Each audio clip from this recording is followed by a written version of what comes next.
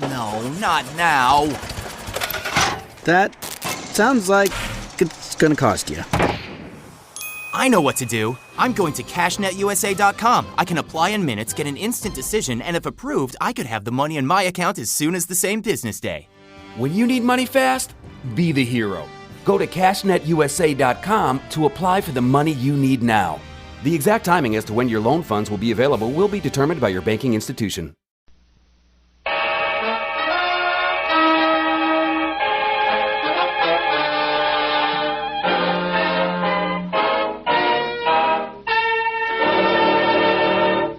Kreml Hair Tonic and Kreml Shampoo present the new adventures of Sherlock Holmes, starring Nigel Bruce as Dr. Watson and Tom Conway as Sherlock Holmes. And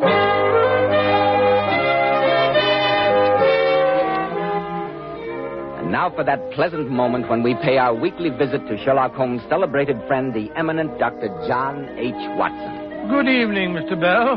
Come in and sit down. I thought you might have forgotten your date, Dr. Watson, when I saw that your door was closed. Not at all, my dear fellow. Rather the opposite. I'm afraid I neglected to keep an eye on the time. I was so deeply engrossed in searching through my files. With satisfactory results, I trust? Well, I hope you will find them, sir. You may remember after I told you the story of the lion's mane the week before last, that you asked if Holmes had any other adventures in his beekeeping days. I do indeed, Dr. Watson. Well, I've been running through my notes concerning the remarkable affair of the pointless robbery. And I think you will find it thrilling enough to keep you on the edge of your chair. I'm sure we all will, Dr. Watson. But first, men, I'm sure you'll be interested to hear why Kreml Hair Tonic is preferred among America's most prosperous and successful men. Kreml keeps hair handsomely groomed from morning until night, just the way you combed it in the morning. Kreml contains a special combination of hair grooming ingredients which is found in no other hair tonic. This wonderful, natural-looking hairdressing has just enough light oil to keep hair perfectly groomed with an attractive, healthy-looking luster. Yet Kreml never leaves the hair looking or feeling greasy or sticky. Kreml always looks and feels so clean on both hair and scalp. Be sure to try it, men. Kreml, Kreml Hair Tonic.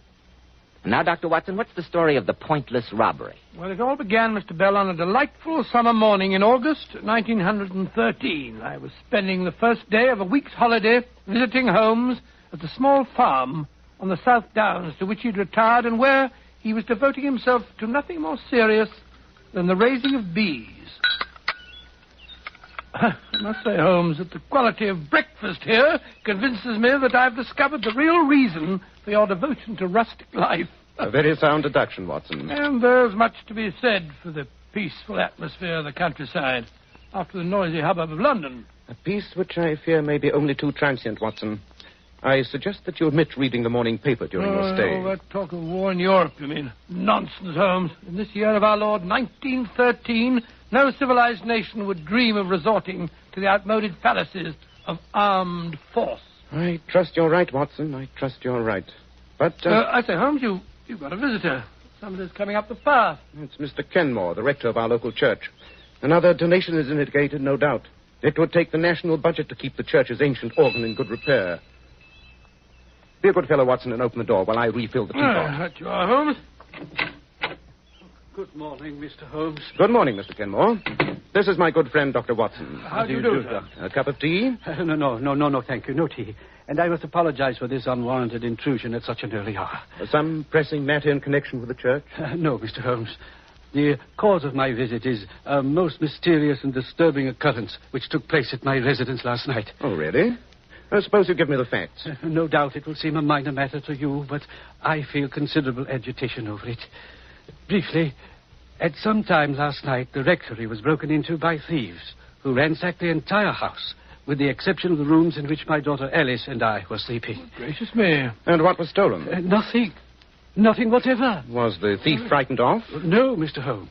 We knew nothing of it until Alice came downstairs this morning to prepare my breakfast. She found the house in a state of the utmost confusion, obvious signs of forcible entry, and not a single thing missing. Odd. Very odd. I hesitate to ask you, Mr. Holmes, to concern yourself with such a trifle, but you know our worthy constable, Tom Wilson. Yes, an excellent man when it comes to unlighted bicycle lamps, but beyond that... Come, Watson, let's accompany Mr. Kenmore to the rectory and see what we can discover.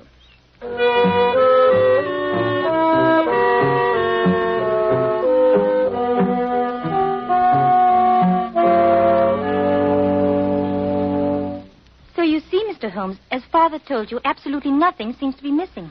Not that the possessions of a country rector are of such great value. Nevertheless, that silver service on the sideboard would undoubtedly attract any thief's eye. A family inheritance, Mr. Holmes.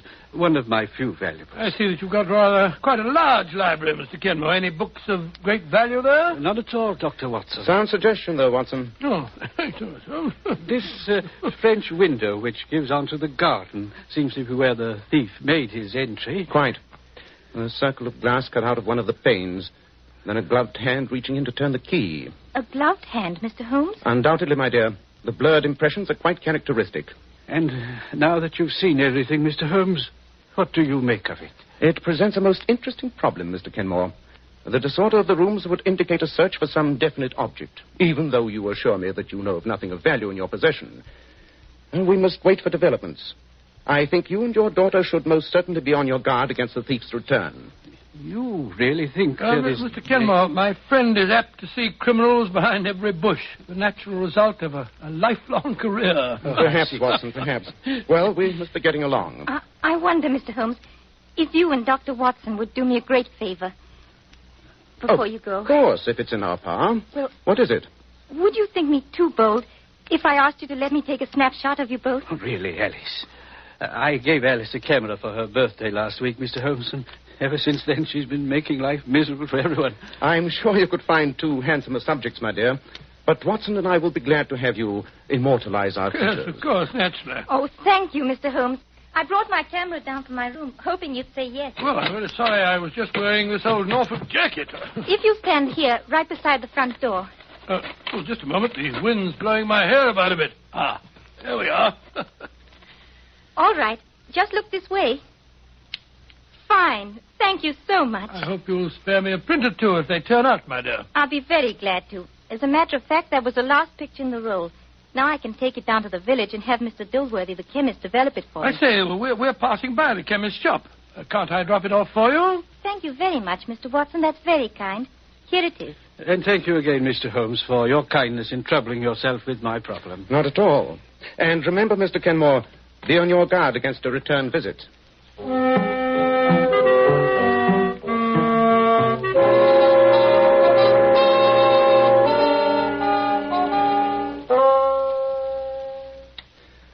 Looks to me as though you're falling asleep over your book, Watson. That's it.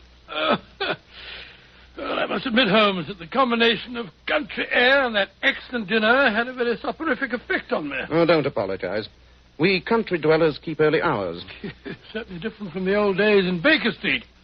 I'm surprised that you don't miss the excitement of the chase, Holmes. Professor Moriarty was the spice who kept the daily routine from becoming monotonous. But apparently he, too, seems to be in retirement. Oh, have you any news of him, Holmes? The last I heard, Scotland Yard had him fairly definitely located in South America. South America, huh? Which would indicate to anyone knowing the professor as well as I do that he may be anywhere on the face of the globe with the exception of South America. Well, old fella, I'm going upstairs to sleep. What the devil's that? The church bell. Come on, Watson. There must be something wrong at the rectory.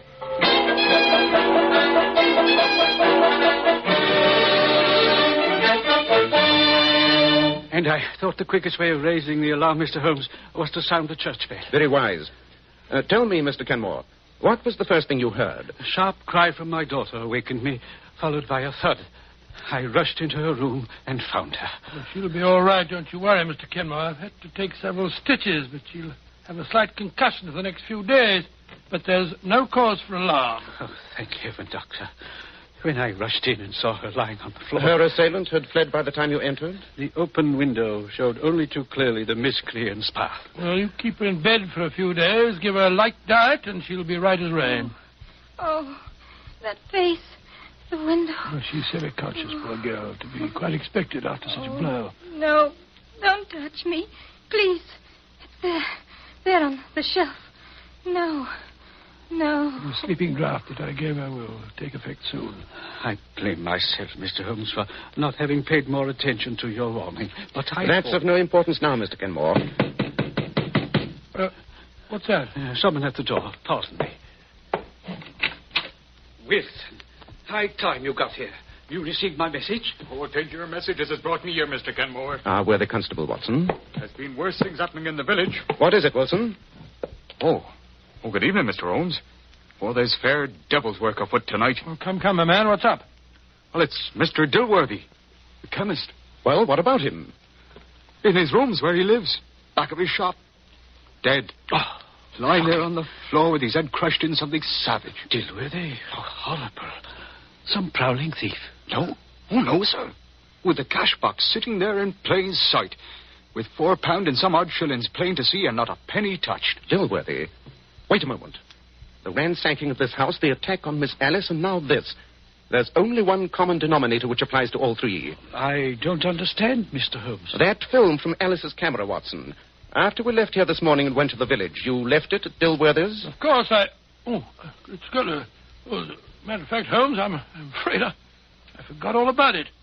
Here's the roll in my pocket. I must apologize to Miss Alice. Not a bit of it, Watson. What do you mean, not a bit of it, Watson? I'm convinced that roll of film holds the solution of the mysterious events of the past 24 hours. And due to your convenient lapse of memory, we are in possession of the prize. But what prize are we in possession of? That, Watson, remains to be seen. Come, we just have time to catch the late train for London. A visit to Scotland Yard's laboratory will reveal the precious secret which that film is evidently concealing.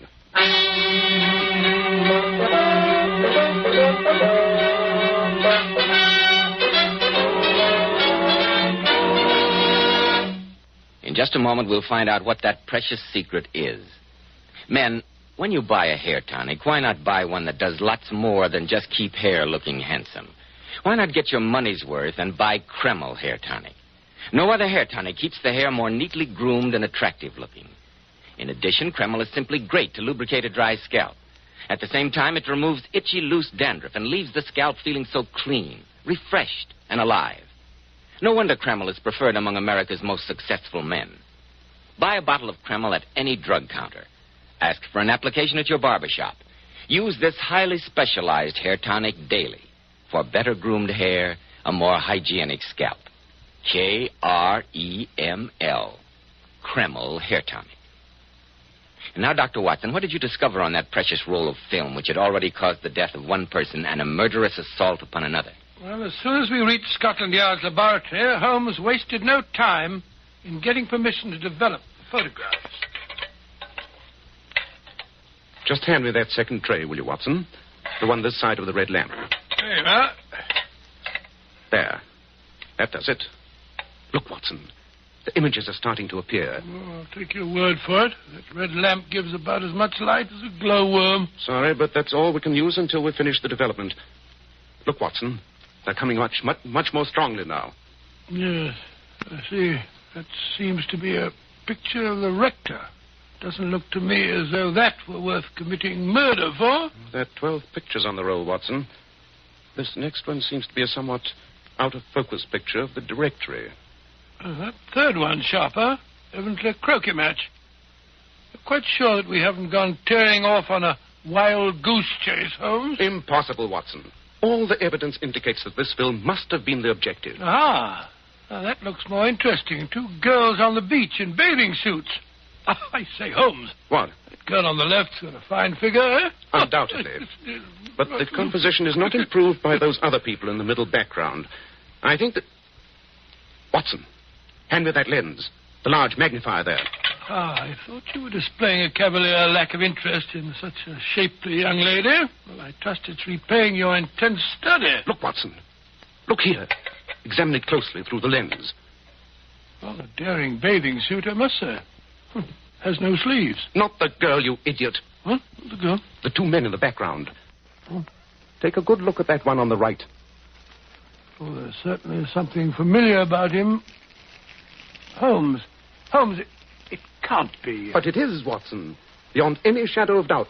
Professor Moriarty himself, and no nearer to South America than the beaches of England. But I don't see why Moriarty should have been so anxious to secure this film. After all, Holmes, there's nothing particularly damning in In a photograph of two men seated on a beach? When one of them is the world's most notorious criminal, and when he's quite ready to commit murder to regain the film? Watson, ask the inspector to call us a car. Where are we going? You and I and this precious film are paying a visit to Sir Edward at the Foreign Office at once.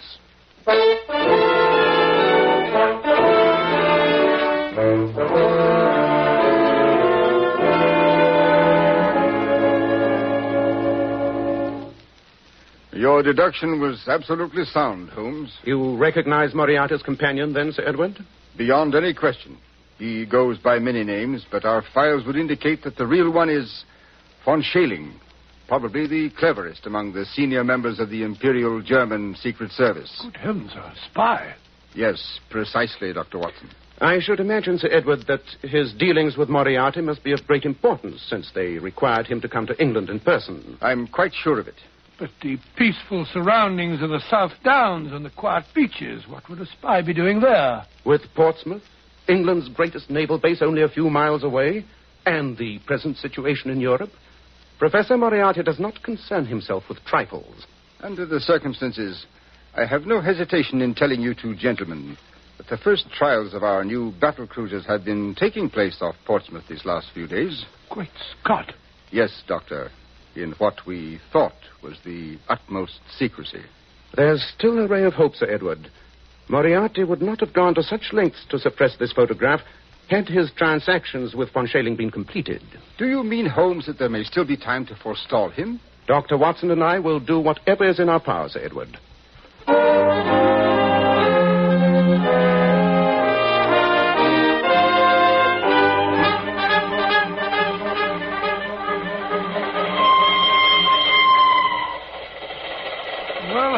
Judging from the sudden change in your expression after your silence this past hour, you've evidently had an inspiration.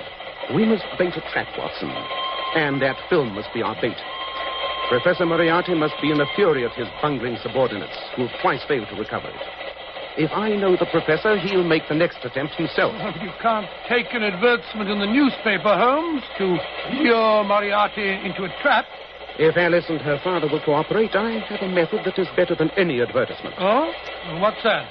Evidently, Watson, you're not acquainted with the post office and the postmistress of the average village, to which Falworth is no exception.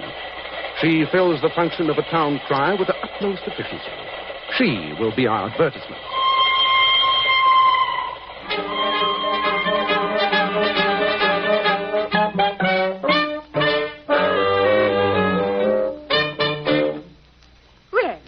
Good morning, Mr. Kenmore. And how are you this fine morning? And how is poor Miss Alice coming along? Very well indeed, thank you, Mrs. Roberts. Ah, that's a blessing. And what can I do for you today? A shilling's worth of penny stamps, please. I do hope the young lady will be up and about again soon. We miss her cheery face. You know, Mrs. Roberts, there was an odd thing about that robbery at the rectory. What was that? All the intruder took was Alice's camera. Fancy that. After he struck her down. Not a very valuable bit of loot. No, indeed. Alice is glad she happened to remove the film that very afternoon. It's still on the library desk. Is it really now? I must remember to have it developed. Well, it's a mercy that nothing worse happened. Oh, I almost forgot. Here's your stamps, Mr. Kenmore.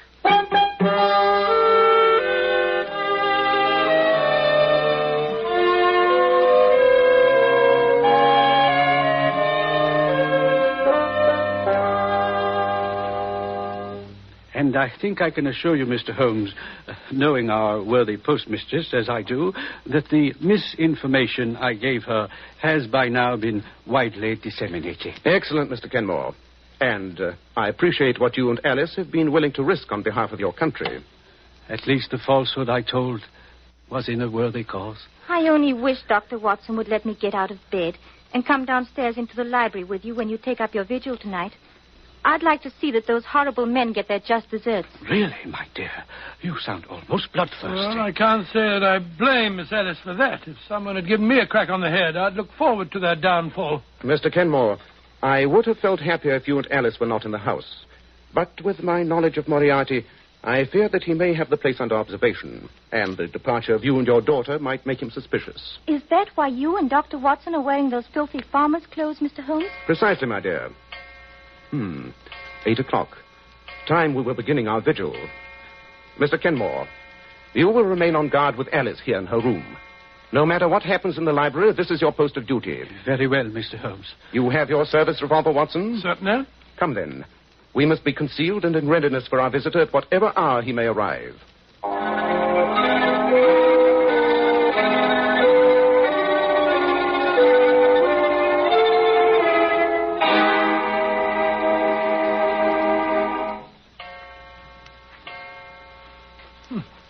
Only 2 o'clock.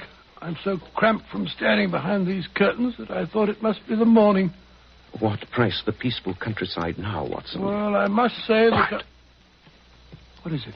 A faint sound on the gravel path. It might be a nocturnal animal or... No. There it is again. Footsteps. Is your gun ready, Watson? Ready, Holmes. He'll probably come through the French windows. It's the most inviting entrance. On your guard. Cutting out the pane of glass.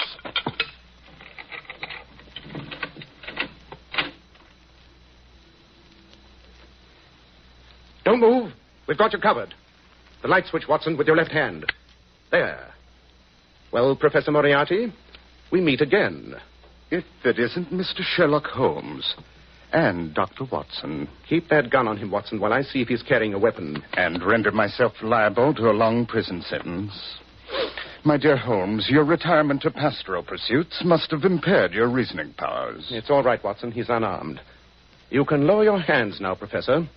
But I'd strongly advise against making any sudden move. I wish he would, the dirty traitor. I'm inclined to agree with your sentiments, Watson.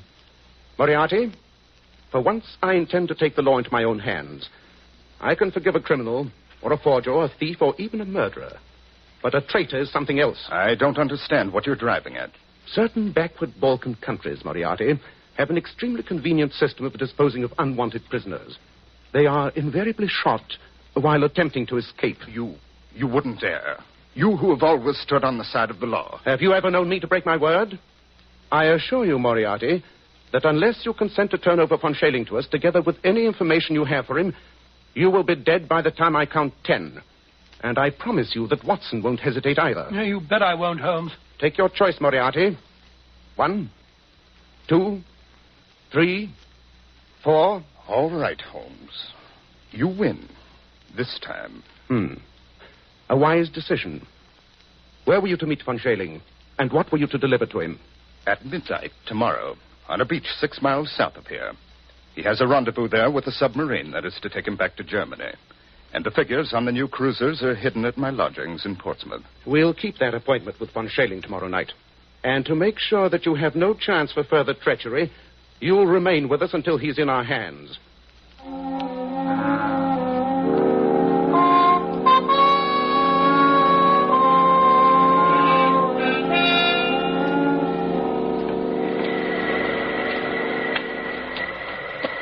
This is the spot, Professor Moriarty? 500 yards south of the abandoned dock, yes.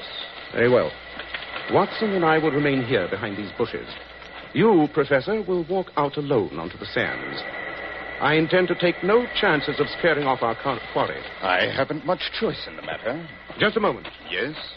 Remember that we have you in plain sight, that the moonlight is strong, and that the slightest sign of treachery will be the signal for your well-deserved execution. I won't forget, Mr. Holmes. I hate to think of his going scot-free, Holmes. You cannot hate it more than I do, Watson. But letting him go free is a cheap price to pay for the scotching of his plans and the capture of von Schailing. Here comes a car. This must be von Schailing. No one else would be on this deserted road at this hour of night. Oh, the car's stopping. There's only one man in it. He's getting out. It is von Schailing. Ah, Herr Professor. I knew I could depend on you. Right, Watson. Put up your hands, you. The devil... Look out, Watson! Quick work, Watson. Oh, curse you, Moriarty. You have betrayed me. Precisely, Herr von Schailing. But why should the fact that a traitor will engage in a double betrayal surprise you? He'll be all right, Holmes. Hiding a nasty flesh wound in his leg. Well, Mr. Holmes, you have the papers and the spy. I've kept my part of the bargain. Now you keep yours. Don't worry, Moriarty, I shall. But you can count yourself lucky that the stakes for which we were playing were far more value than your traitorous life. I promise you that next time we meet, you will pay your long overdue reckoning. I shall look forward to it. Au revoir. Till our next meeting. What infernal cheek. I hate to see him go free. No more than I do, Watson. Well, at least we've had the best of the bargain. Now let's load our prisoner into the car. And who are you, anyway? The devil? Oh, hardly so eminent a personage, Von Schailing. My name is Sherlock Holmes. So, I might have guessed. Oh. He's fainted. Oh, just as well, perhaps. Here, Holmes, we'll put him in the back seat of the car.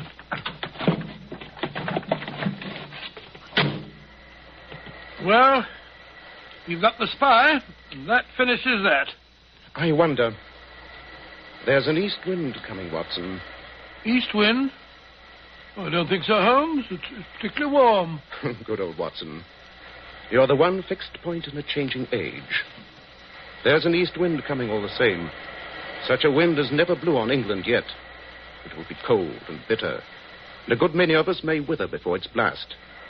But it's God's own wind nonetheless, and a cleaner, better, stronger land will lie in the sunshine when the storm has cleared. Start the car up, Watson. It's time we were on our way.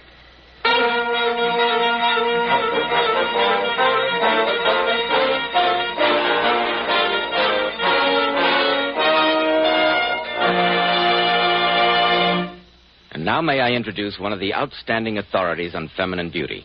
He is John Robert Powers, who has received hundreds of thousands of requests from girls all over the country.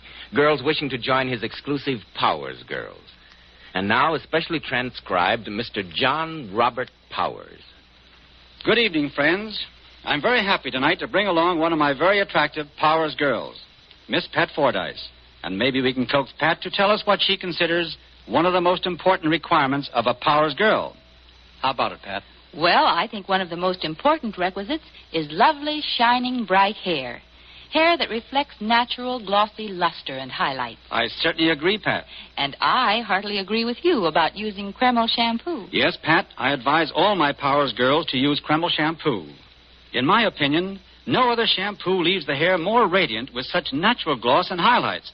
Why, I've interviewed hundreds of girls with beautiful faces, but with such dull, lifeless-looking hair. Then after using Kreml shampoo, what a difference. Their hair emerges a vision of shining beauty. I love its rich, velvety oil base, too. A very good point, Pat, because this oil base actually helps hair from becoming dry or brittle. Kreml shampoo also whips up a wonderful, luxurious, active foam, even in the hardest water. Yes, Pat, to glamour bathe the hair, you simply can't beat Kreml shampoo. And I sincerely recommend it to every girl who is discouraged about the way her hair looks. To every girl who wants her hair to look its shining best. Thank you, Mr. Powers, and also your very, very beautiful Powers girls, Miss Pat Fordyce. And now, Dr. Watson, what about next week? Well, now, let me see. Next week, I think I shall tell you a weird story about the strange experience of Mr. John Scott Eccles, wherein Holmes solves the murder of a certain Aloysius, or as you say, Aloysius, Garcia, and finds a kitchen full of voodoo fetishes. I call the story The Adventure of Wisteria Lodge.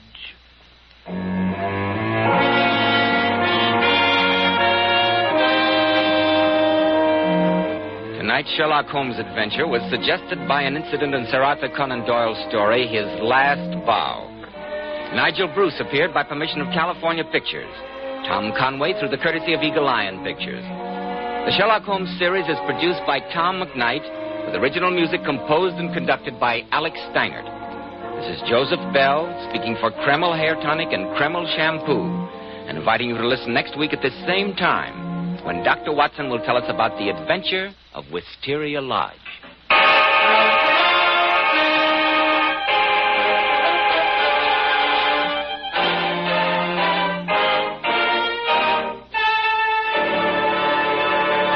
This is ABC, the American Broadcasting Company.